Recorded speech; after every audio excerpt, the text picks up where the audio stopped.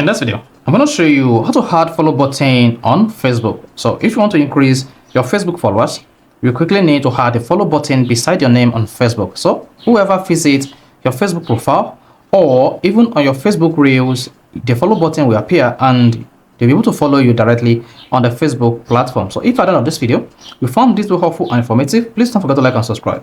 Now, the first thing you want to do when you want to add follow button to your Facebook name is open the Facebook application just like this. Then while on the home page, click on the profile icon at the top right. Then scroll down. You want to click on settings and privacy to expand the menu just like this. Now click on settings. Under the settings and privacy page, just scroll down gently until you get to audience and visibility. Under audience and visibility, locate who can find and contact you. Turn this on.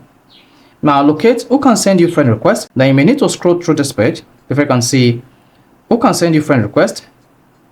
Then here, make sure you choose friends and friends. I can see I selected friends and friends. If yours is choose to everyone, under who can send you friend request, just go ahead and click on everyone here and then choose friends and friends.